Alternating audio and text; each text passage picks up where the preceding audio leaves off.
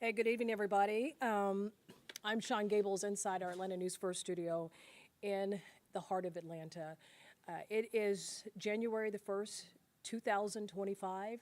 Typically, on this day, we had already prepared that we're going to hopefully have a lot of good news about an update on the Sugar Bowl and how the Georgia Bulldogs are facing off against Notre Dame in New Orleans. That game has been delayed because of breaking news that we have been following since early this morning. You probably are well aware of the story. It is garnering national headlines. And here is just the scene in Baton Rouge, excuse me, not Baton Rouge, but New Orleans right now. This follows a deadly pickup truck attack in New Orleans that has killed 15 people and injured dozens more. The FBI has identified the suspect as 42-year-old Shamsuddin Jabbar. I'm going to show you a picture Atlanta News First has been able to obtain that shows the suspect. This is according to the FBI. This is 42-year-old Shamsuddin Jabbar. And according to the FBI, this man made a series of videos while driving from Houston, Texas to Louisiana. Now, the exact timing of his route when he was driving is not clear, but investigators say the suspect made reference to his divorce, how he had first planned to kill his own family, but he changed his plans. He instead joined ISIS at some point, it's not clear when, and then rammed a pickup truck into a crowd in New Orleans, where now police have cordoned off this entire area. They were fans and families who were celebrating revelry for New Year's Eve, but also for the Sugar Bowl that was anticipated to be played, what was supposed to be played today. Again, that game has been delayed until tomorrow. The FBI is now calling this an act of terrorism. Atlanta News First Chief Investigator Brendan Keefe has more on Shamsuddin Jabbar's ties to Georgia. So I'm born and raised in... The FBI has identified the attacker as Shamsuddin Jabbar, a 42-year-old American citizen born and raised in Texas, but he has Atlanta connections, and we're getting a look now at the suspect. Take a look at video that was posted to YouTube 4 years ago by Jabbar when he was a licensed real estate agent pitching his services.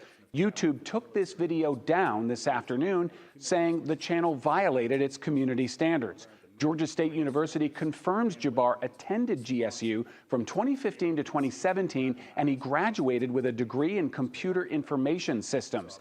The alleged attacker lived in both Cobb and DeKalb counties during that time, in a home in Marietta and an apartment in Clarkston, but left shortly after graduating from GSU. The U.S. Army confirms that Shamsuddin Jabbar was a staff sergeant serving in the regular Army from 2007 through 2015 when he came to Georgia, then in the reserves until the summer of 2020. He deployed to Afghanistan with the U.S. Army in 2009, returning stateside in 2020. I'm Brendan Keefe, Chief Investigator. Atlanta News First investigates. And then tonight, President Biden, he addressed the nation just after 7 o'clock Eastern time. His remarks included telling families of the victims that the nation grieves with you. Biden said New Orleans is unlike any other place in the world, full of charm and joy, and says no one should jump to conclusions. President Biden says he has directed top law enforcement officials to continue to intensively investigate the deadly attack in the French Quarter in New Orleans. Let's listen to some of what the president had to say. I want to thank our brave first responders and law enforcement personnel who stopped the attacker in his tracks before he could kill or injure even more people. I want to thank you to everyone at the Department of Homeland Security, the Department of Justice, including the FBI, for working nonstop to investigate this heinous act. The FBI is leading the investigation to determine what happened, why it happened, and whether there was any continuing threat to public safety. Here's what we know so far. The FBI has reported to me the killer was an American citizen, born in Texas. He served in the United States Army on active duty for many years. He also served in the Army Reserve until a few years ago. The FBI also reported to me that mere hours before the attack, he posted videos on social media indicating that he was inspired by ISIS, expressing a desire to kill. The ISIS flag was found in his vehicle. Again, that was President Biden addressing the nation. If you'd like to hear that full speech in its fullness, you can go to our website, atlantanewsfirst.com. Now, tonight on Atlanta News First at 11, Atlanta News First Sports Director Bailey Burmaster and Chelsea Binefor will have team coverage tonight.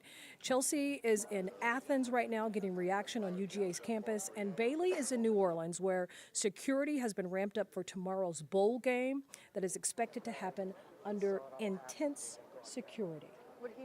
The situation in New Orleans remains an evolving and fluid situation. The Sugar Bowl releasing an official notice saying that the game will be played on Thursday at 4 p.m. Eastern after being postponed due to those early morning terrorist attacks. The decision was made in coordination with federal, state, and local authorities, as well as the College Football Playoff, ESPN, the SEC, the University of Georgia, the University of Notre Dame, and Caesars Superdome. A big reason is a lot of the officer resources used for the game are currently involved in a very active investigation on this matter. That gives them more time to secure additional security resources. An unimaginable act many are struggling to comprehend. I woke up, we had a slew of text messages, didn't even know what was going on, Missed and phone calls. was kind of confused. And then, of course, you send the post on Facebook, watch the news, and very disturbing. Is what? Very disturbing. Something to massively note, the Superdome is scheduled to host Super Bowl 59 in just about over a month. The city has been ramping up security measures since that announcement. In fact, Louisiana Governor Jeff Landry said in a press conference that he was ready to set an emergency declaration for Thursday in preparation for the Super Bowl and Mardi Gras. However, things remain very fluid. Reporting in New Orleans, Bailey Burmaster, Atlanta News First. And remember, make sure you join myself, Shon, Gables, and Blair Miller. Tonight, developments are fast breaking. We are vetting all the information as it comes into our newsroom and as our reporters continue to scour for new information. We'll have the latest tonight on Peachtree TV at 10 and Atlanta News First at 11. But we also have a big story that is developing right here at home in our weather department. And our chief meteorologist, first alert meteorologist, Jennifer Valdez, is watching a first alert weather day. We've got a serious dip in the temperatures that we just went through. And then we've got more cold weather headed our way. So Jennifer, all those bonus warm days we had, they're pretty much over. Pretty much over, and we are going to start 2025 on a cold note, and it is going to stay that way, Shon, as we head through the first and second weeks of January with an even bigger cold blast on the way. We are tracking lows moving in that will be in the teens and 20s and highs only in the 30s, so it is going to be a pretty drastic drop in temperatures. Let me show you what we are expecting as far as the temperature outlook. This is for January 9th through the 15th, and you can see the eastern half of the country will see below average temperatures. So this is that second week in January, expecting a major drop in temperatures. It will be cold. Outside right now, chilly as well. Temperatures right now in the 30s and 40s, so certainly a cold start to the year. 38 right now in Canton. It is 43 degrees in Atlanta. And as we take you to tonight, we will see some frost likely in the morning. So if you do park your vehicle outside, you may want to allow a little extra time as you head out the door tomorrow, because there will be some frost on that windshield. It might take you a little longer to get going as you head out the door. It will be a cold start, so make sure you grab a jacket. Temperatures will be near or below freezing, around 32 in Atlanta, but most of the suburbs will be in the 20s tomorrow morning. We'll stay cold through the 9 o'clock hour, still in those mid to low 30s. By noon, we're only in the mid to low 40s, and we will warm to the low 50s. About 51 for a high tomorrow. Lots of sunshine, a beautiful day. It's just going to be a cold day. Here's a look at temperatures over the next 7 days. Easy to see why we have a first alert weather day next week. Temperatures take a nosedive on Tuesday, and it stays cold through the rest of the week next week, with many days not climbing out of the 30s. We do have a first alert weather day Monday for chilly rain and a few flurries in the mountains, followed by that drop in temperatures Tuesday, which is why Tuesday is a first alert weather day for the start of that major change. I want to show you our very latest computer models for that rain arriving Sunday. Could be here as early as Sunday afternoon, but most of the models have that rain arriving on Sunday evening, continuing overnight as a chilly rain. Then notice as temperatures drop, Could see a little bit of a rain-snow mix or even a few flurries in the highest elevations of the North Georgia mountains. Most of us will see a chilly rain. So that's what we have in the forecast. But again, a couple flurries Monday morning, mainly in the mountains. Right now, we're not expecting any impacts or any accumulations. You may see a dusting on some grassy surfaces on those highest elevations, but otherwise, I'm not really expecting much of an impact right now because by the time that cold air gets here, most of the precipitation will be over and done with. We will dry out Monday evening, but then that cold air will move in. Here's a look at snow totals through Tuesday. And again, notice all that action to our north, but not really expecting much accumulating snow in the North Georgia mountains, with the exception of some grassy surfaces or the highest elevations with minimal impacts. What will impact us is the cold. That cold gets here on Monday. During the day, we'll see dropping temperatures. Then on Tuesday, it will be downright frigid, which is why Tuesday is a first alert weather day. Now, you're seeing snapshots all over social media of the potential of major snow by the end of next week. Really, we're looking at January 9th and 10th. That is just one computer model. If you watched us earlier this afternoon at 6 p.m., I showed you what the American model was showing, and it was showing enormous amounts of snow for almost the entire state of Georgia. Now, the very next run now showing very little snow across Georgia. So this is why it is very hard to forecast snow several days out, especially when you're talking about 8, 9, 10 days out. The models are constantly changing. But I do want to point out both the European model and the American model are showing some snow around day 9 and 10. So around January 9th into the 10th, some snow possible, certainly something we'll be watching, but it is important to note you can't just watch one model run that's showing a foot of snow and head with that, because models do and will change. That's exactly what we're seeing here with each model run, a very different forecast as far as who sees the snow and how much snow we're expecting.